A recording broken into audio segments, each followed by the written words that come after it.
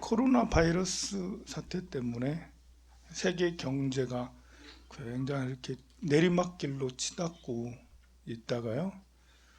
그러니까 뭐 어떤 사람은 뭐 몇 한 달 동안에 3천조 원이 증발했다. 뭐 증시가 내려가면 괜히 그런 표현을 자주 써요. 그렇게 하다가 갑자기 엊그저께 반등을 해서 쭉 다시 올라갔어요. 여러분들은 별 관심이 없겠지만 뭐 사실 저도 뭐 투자를 하는 사람이 아니라서 이렇게 뭐 막 그걸 지켜보는 건 아니지만 그래도 그냥 이렇게 관심 있게 보고는 있어요. 다시 반등해서 쭉 올라가고 있어요.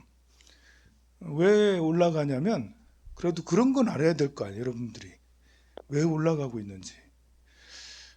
중국 정부에서 발표하기를 양적 완화를 하겠다라고 발표를 했어요. 양적 완화는 이제 돈을 풀겠다는 거예요. 정부에서 우리나라도 이제 530조인가 550조인가 이렇게 그 예산을 슈퍼 예산을 만들어서 이제 내년에는 예산을 많이 풀겠다라고 그랬잖아요. 그런 것처럼 그것도 이제 양적 완화 일종인데요. 가장 이제 대표적인 양적 완화는 금리 인하예요. 금리가 싸면 금리가 뭐 1% 이하로 떨어지면 사람들이 뭐 이렇게 저축할 필요 없는 거죠. 저축해봐야 예금 이자로 얼마 안 나오니까 그거 가지고 땅을 사거나 뭐 주식을 사거나 이래서 사람들이 대출을 더 많이 하는 거죠. 우리나라도 2014년도 이때 최경환 부총리가 경제부총리가 나와가지고 그, 그 빚내서 집 사세요라고 이게 양적 완화라고 할 수가 있거든요. 중국 정부에서 288조 원을 투입을 해서 경기 부양을 하겠다라고 발표를 한 3일 전에 했어요. 288조면 엄청나게 양이 많은 거고요. 우리나라 예산 1년 예산의 반 정도 되는 거라고 할 수가 있고 그것만 발표한 게 아니라 그 미국하고 이렇게 무역에서 그 관세를 인하하겠다, 뭐 5% 10% 정도 인하하겠다라고. 미중 무역 갈등이라는 게 딴 게 아니죠. 미중 무역 갈등이 서로 관세를 높이겠다 해서 관세를 뭐 20% 때리겠다 뭐 이런 게 이제 미중 무역 갈등이잖아요. 그래서 이제 중국이 지금 이제 이렇게 손 들었는지 어쨌는지 관세를 내리겠다라고 발표를 했어요. 그런 이제 몇 가지를 발표하자 전 세계 증시가 다시 쭉 올라가고 우리나라도 내리막다가 코로나 때문에 한 7% 정도 이렇게 쭉 빠졌는데 다시 또 올라가고 있어요. 트럼프 행정부는 굉장히 이렇게 운이 좋다고 해야 되나? 참 이렇게 지켜보면 너무 신기해 보면. 왜 그러냐면 얼마 전에 이란 사태가 나가지고 이란 폭격해가지고 그 이란의 최고 지도자를 그 암살했었다고 막 그랬잖아요. 제가 얘기해줬잖아요. 근데 근데 그래가지고 트럼프가 위기에 처했다라고 생각했는데 그 한 2, 3일 정도 지나가지고 어떤 일이 있었냐면 그 이란 정부에서 그 우크라이나 가는 여객기를 그, 그 폭파시켜가지고 그래가지고 이제 기사회생을 한 거죠. 트럼프 행정부가 위기에 처했다가 다시 기사회생을 했는데 지금 미국은 지금 선거 시즌이잖아요. 막 돌면서 유세하는데 트럼프 인기가 엄청나게 많은 거예요. 다시 또 재선할 수도 있겠어 저러다가. 그런데 이번에 또 중국이 두 손 들고 나오잖아 지금. 우리 양적 하나 하겠다. 그리고 관세 인하 하겠다라니까 좀그 트럼프 행정부 입장에서는 굉장히 반길 일이라 할 수가 있어요. 자, 제가 이렇게 이제 뭐 갑자기 그렇게 한 몇 달 동안 안 들어가다가 어제는 그, 그 뭐야 그 경매 사이트를 한번 들어가 봤어요. 저는 한 번씩 들어가 보거든요. 사고 싶어서 그런 게 아니고 사고는 쉽지 없어서 그렇지. 한 번씩 들어가 봤는데 깜짝 놀랐어요. 우리 동네랑 관계가 있으니까 여기 뒤에 경매들이 다 나와 있어요. 보면 우리 한마음주택 조합 있잖아요. 우리 저를 포함해서 이쪽에 뭐 1,500세대를 만들겠다라고 했던 그 주택조합도 있잖아요. 주택조합에서 경매들을 내놓고 있는 거예요. 지금요. 내놓기 시작했어요. 리버파크라고 저 앞에 보면 있어. 리버파크는 한 동을 그냥 사람들을 거기를 다 사가지고 사람들을 내보냈거든요. 다 보상을 해줬거든요. 리버파크 5층, 6층, 7층, 8층 다 나왔어. 그리고 요 뒤에 주택도 한 두 채 정도 이렇게 경매로 나오고 이러면 이제 이러면 주택조합에서 이자를 못 냈다라는 거잖아요. 그럼 이제 그래서 경매로 나온다는 거고 아마 이렇게 곧 있으면 파산 선고가 파산되지 않겠나 이제 뭐 그 예측할 수는 없지만 상당히 위험한 상태인 것 같아요. 그래서 이제 이것은 또 뭐랑 연관이 돼 있냐면 또 우리 동네 말고도 울산 전 지역을 또 막어요. 그런데 그 경매로 나와 있는 아파트들이 굉장히 많아요. 정말 많이 나와 있어요. 그 말은 지금 이제 아파트를 매매하려고 해도 안 팔린다라는 거죠. 계속 유찰되고 막 그러고 있거든요. 많이 나온 데다가 그리고 굉장히 이렇게 좀 겁나는 상황이 생길 수도 있다라는 거죠. 울산만 그런지 뭐 전 그 지역이 다 그런지 모르겠는데 좀 여러분들도 집 팔려고 하는 사람 있으면 정말 팔기 어렵겠구나 생각하시면 될 거예요. 이게 금방 팔려지지 않는 거예요. 아무리 여러분이 이 운이 좋아도 나는 올해 부동산 매매 운이 있어 라고 그렇게 해도 쉽지 않은 거예요. 왜냐하면 울산의 전체적인 매매 운이 이렇게 꽉 얼어붙어 있으니까 쉽지가 않다라고 생각하면 돼요. 또 의외로 또 구하려고 하는 사람도 있긴 있어요. 근데 뭐 이렇게 어쨌든 팔려는 사람이 더 많으니까 구하려는 사람보다. 그런데 이런 것이 참 이렇게 우리나라의 경제 상황하고 그 세계 경제 상황하고 이렇게 잘 그 역학을 생각을 해보면 우리나라는 이제 생긴 게 미래를 준비하지 않아서 특히 울산 같은 도시는 미래를 준비하지 않아서 생기는 일이거든요. 그냥 하던 제조업을 열심히 하면 되겠지라고 해서 그 시에서는 그냥 태화강 정원 그런 거나 열심히 하고 환경 열심히 만들고 그런 거에다 정신을 다 쏟았거든요. 관광의 도시로 만들겠다라고 환경의 도시로 만들겠다라고 그렇게 하는 건 나쁜 게 아니에요. 좋은 거죠. 그렇죠. 우리 환경이 좋은 건 좋아.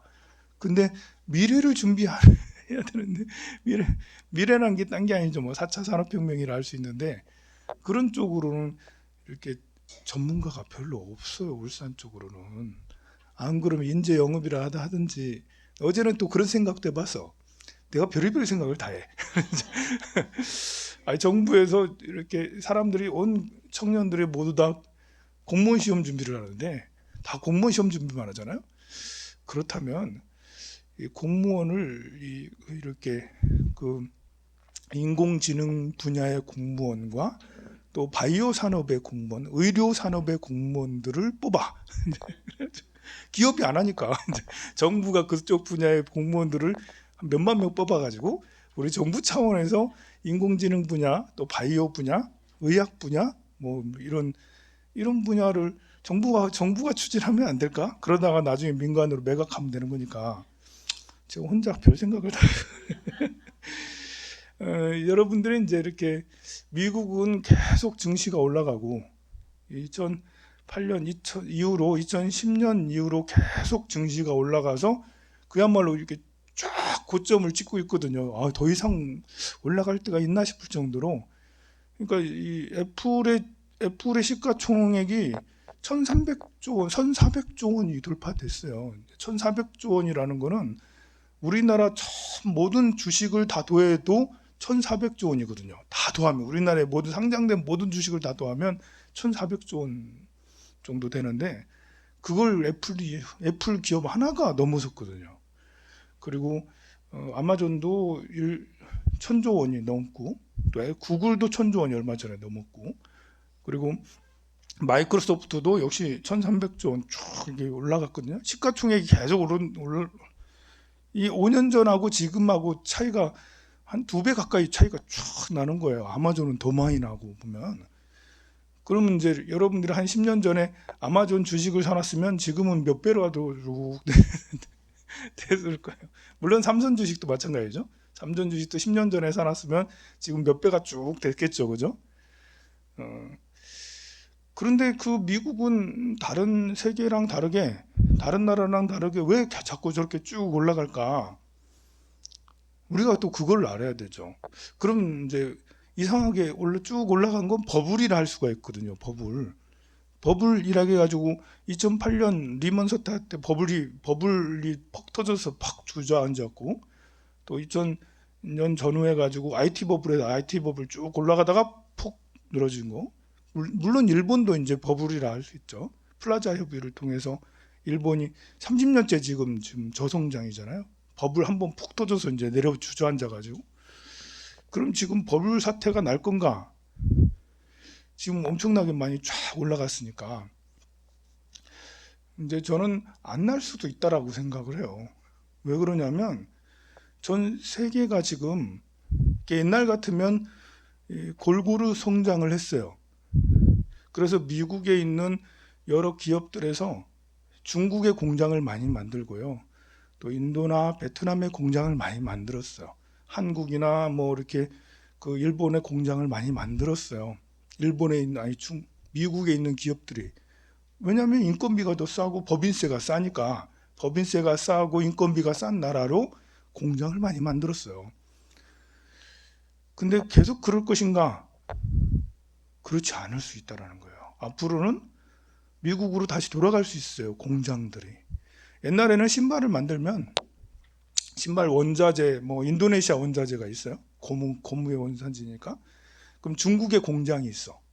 그 유통은 나이키에서 하는 거야.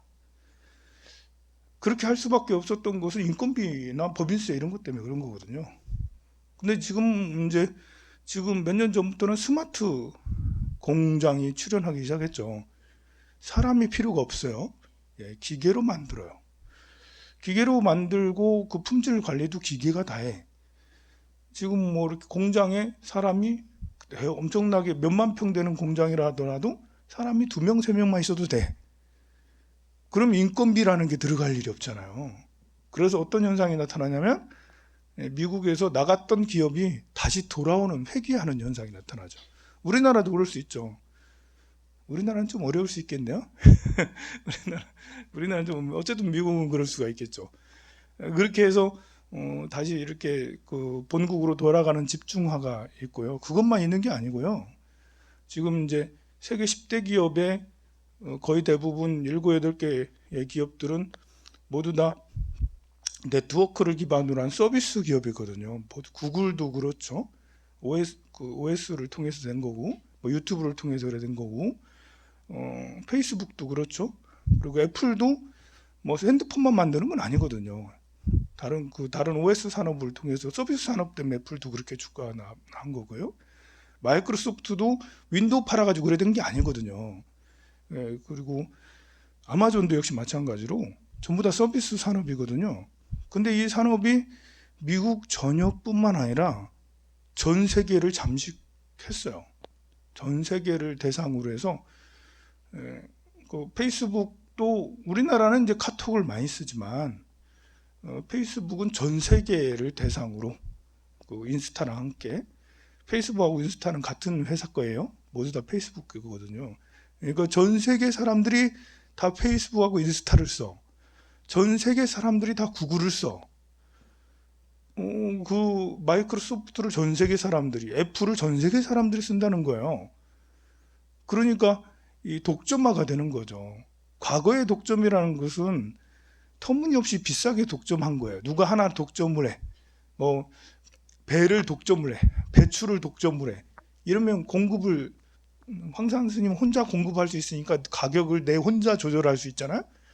근데 지금의 독점은 그게 아니에요. 이렇게 지금 말한 세계적 기업의 독점은 싸면서 질 좋으면서 빠르고 서비스 좋아. 옛날의 독점이라는 것은 비싸지는 게 독점이었어요. 지금의 독점은 우리 고객 입장에서는 굉장히 좋은 독점이죠. 특히 아마존 같은 데 있잖아요. 아마존이 생기면서 미국의 백화점들이 다 문을 닫아요.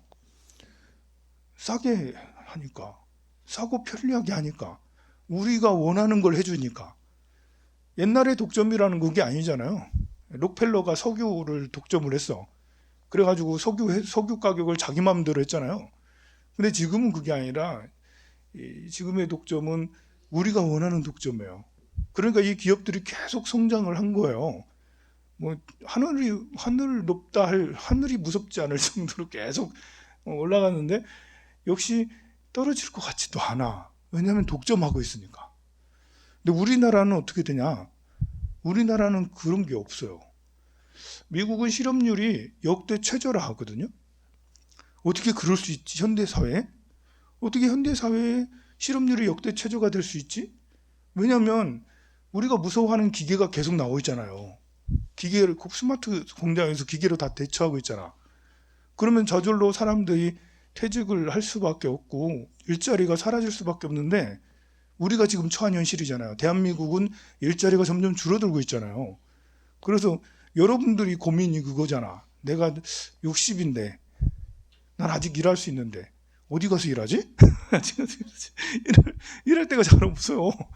근데 미국은 안 그렇다라는 거예요. 신기하게. 일자리가 아주 많이 널려 있다라는 거예요. 그거 왜 그러겠어요? 지금 말한 이런 기업들, 미래 시대를 준비해온 이런 기업들이 이렇게 전 세계를 독차지하고 있으니까요. 거기에 따른 그 밑에 따른 여러 개의 파생 산업들이 나타나는 거예요. 그러니까 우리나라는 그런 것이 없어요. 우리나라뿐만 아니라 다른 나라들도 처한 현실이에요. 보면 특히 유럽에는 저성장이 지금 일본처럼 될 것 같다라고 지금 예상하고 있잖아요. 일본이 30년째 저성장이잖아. 유럽도 이제 저성장 체제로 들었잖아요. 경제 성장률이 1%가 안 나오는 유럽 나라들이 많아요. 보면 우리나라는 지난해 경제 성장률이 2%, 2.0이라고 그렇게 1.9, 1.8, 2.0 이렇게 하는데 유럽에 비해서는 높은 거예요. 유럽은 1%도 안 나오니까 0. 몇 프로, 심지어 마이너스 이러고 있으니까 이렇게 이제 우리나라하고 미국, 그 유럽이 겪고 있는 상황들이 이런 저성장에 대한 이런 우려거든요. 근데 미국은 바로 그렇게 하고 있다니까요. 우리 개인이 뭐 할 수 있는 건 사실은 별로 없을 수도 있죠. 그런데 제가 자꾸 이렇게 얘기하는 거는 여러분들은 어떻게 할 수 없을지도 몰라요. 그런데 여러분들의 아들, 딸들은 안 그래요. 아들, 딸들은 새로운 것에 자꾸 도전하는 사람으로 얘기를 해줘야 돼요. 여러분들이 힘을 줘야 돼요. 우리나라가 미래를 준비하는, 우리나라 지금 굉장히 이렇게 준비를 못하고 있거든요. 우리나라가 이제 그 4차 산업혁명을 준비하는 그런 그 이런 지수도 이렇게 연구해서 발표하는가 봐요. 우리나라가 거의 꼴찌예요. OECD 국가 중에 꼴찌예요. 미래를 준비하지 않아요. 그러니까 우리가 생각할 때는 우리가 지금 굉장히 수준 높은 선진국 대열에 들어갔다 하지만 지금은 그래요. 선진국 대열에 들어갔어요. 그러나 10년 후에 너희 나라는 몇 등 할 거야? 라고 했을 때 20년 후에 너희 나라는 몇 등 할 거야? 이랬을 때 우리나라는 20 몇 등, 30 몇 등이 될 거라는 거죠. 근데 생각을 해보세요. 20 몇 등이 되면 그럼 뭐 태국하고 비슷해지는 거예요. 말레이시아랑 비슷해지는 거예요. 우리나라가. 여러분들 태국이나 말레이시아 가가지고 아이고 이렇게 구려가지고 어떻게 해? 뭐, 아유 동네가 촌동네야? 뭐 이런 데는 20년 후에 대한민국이 그럴 수가 있는 거예요. 그런 여러분들 아들 딸들이 이렇게 에게 자꾸 이렇게 4차 산업혁명에 해당되는 그런 일들을 자꾸 하도록 그렇게 유도를 해줘요. 새로운 우리나라는 지금 뭐 이렇게 창업을 해서 한 번 망하면 다시 일어서기 어려운 구조인데 그래서는 안 되거든요. 2번 해서 망하고 3번 해서 망하고 한 10번 정도는 망해야지 그 중에 뭔가 하나 되는 거거든요.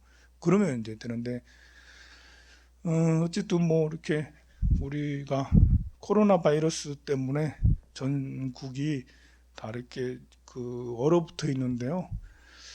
지금 이제 시간이 벌써 한 달이 넘고 2달이 다 돼가면서 이 코로나 바이러스에 대해서 이제 점점 나오고 있어요.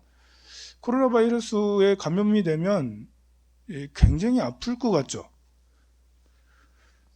의외로 증세가 감기 걸린 것 같은 그런 증세라고 그래요. 초기 증세가. 그거보다 더 아픈 거는 인플루엔자 A형 독감이 훨씬 아픈 거예요. 치사율도 그렇게까지 안 높은 거야. 지금 이제 코로나가 지금 물론 이제 신종이니까 그리고 이제 코로나 계열이니까 지금까지 있었던 코로나는 메르스하고 사스였거든요. 사스는 치사율이 9.5% 6%나 되는 굉장히 걸렸다 하면 10명 중에 1명 가까이 죽었던 거예요. 굉장히 무서운 바이러스잖아 이게. 우리 인류 입장에서 보면 메르스도 우리나라처럼 많이 수십 명 죽었거든요. 메르스도. 그런데 이번 코로나는 그럴 줄 알고 굉장히 이렇게 경계를 했는데 그래서 지금 잘 막아내고 있어요. 그런데 의외로 증상도 처음 초기에는 그냥 감기 걸린 증상으로 시작을 하고 지금 퇴원한 자도 2명 나타났어요. 아직 죽은 사람 우리나라에 없어. 우한 지역은 정말 많이 죽었어요. 의료 시설이 별로 안 좋아서 그럴 수 있어요. 근데 우한 이외의 다른 중국 지역에는 그렇게 많이 죽지는 않았다라는 거예요. 그래서 우리가 코로나 바이러스에 대해서 너무 이렇게 우리가 경각심을 가지고 위험할 그렇게까지는 안 해도 될 수 있다. 오히려 이 바이러스는 어쩌면 그냥 정착할 수도 있어요. 인플루엔자 바이러스가 정착을 했잖아요. 무슨 말이냐면 오히려 치사율이 높은 바이러스일수록 빨리 사라지기가 하죠. 이 사스는 2003년 나타나고 다시 나타나지 않았어요. 왜냐하면 사스에 걸리면 대부분 죽잖아요. 이 바이러스가 너무 세서 이렇게 죽으면 숙주가 죽어. 그러면 전염하기가 어렵다라는 거예요. 이게 바이러스들도 자기가 살아야 되잖아. 번식을 해야 되잖아요. 근데 숙주가 빨리 죽어버리면 이게 안 되는 거예요. 그런 바이러스는 오래 살아남지 않아. 오래 살아남는 건 감기처럼 이렇게 사람들이 이렇게 알게 모르게 들었다가 이제 며칠 아프고 낫는 이 감기, 이런 바이러스들은 계속 인류가 시작될 때부터 지금까지 계속 살아남아. 그래서 어딘가 누가 지금 복균자가 있어. 감기도 바이러스니까 복균자가 있어가지고 계속 끝없이 계속 살 수가 있는 거예요. 이런 바이러스가. 그런데 이제 사스 같은 그런 바이러스는 너무 세잖아. 그러니까 이제 세서 이렇게 본인은 힘이 세서 이렇게 뭐 좋긴 하지만 굵고 짧게 굵고 짧아. 그래가지고 없어졌어. 메르스도 더 이상 퍼지지 않아. 뭐 워낙 세니까 치사율이 높으니까 경계를 너무 많이 해. 근데 이번 코로나는 그 정도는 아니라는 거죠. 그래서 어쩌면 저 아프리카 인구가 한 12억 명 정도 되는데 코로나 바이러스 감염됐다는 사람이 별로 안 나타나. 왜 그러겠어요? 의료 시설이 별로 안 좋거든요. 거기도 중국 사람 갔을 거 아니에요. 그 인도네시아 뭐 이런 데도 중국 사람, 태국에도 이번에 우리나라가 태국에서 들어온 환자가 그 코로나에 걸렸잖아요. 태국 입장에서는 답답한 거야. 누가 태국에서 전염한 사람이었거든. 전염을 했겠죠, 누가. 코로나 바이러스 전염을 받았어. 근데 누가 한지 모르는 거예요. 이것도 무서운 거잖아. 어떻게 전염을 받아서 들어왔는지 모른다는 거예요, 이게. 우리나라에서는 그래도 모든 환자들이 다 역학조사를 다 해서 어떻게 걸렸다라는 것이 다 밝혀지고 있어요. 근데 태국 같은 나라는 뭐 우리보다 뭐 하나요? 그러니까 의외로 많이 퍼져 있어. 동남아시아 지역이. 그리고 아프리카 지역처럼 이런 데도 의외로 많이 퍼져 있어.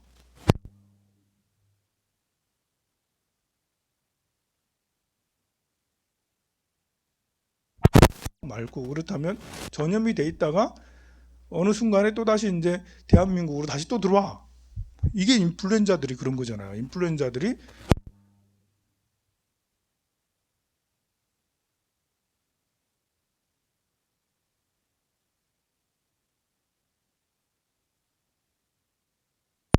또 다른 형으로 계속 하고 있어서 매년마다 독감 주사가 새로 나오고 막 그러거든요. 해마다 더 나은 주사로.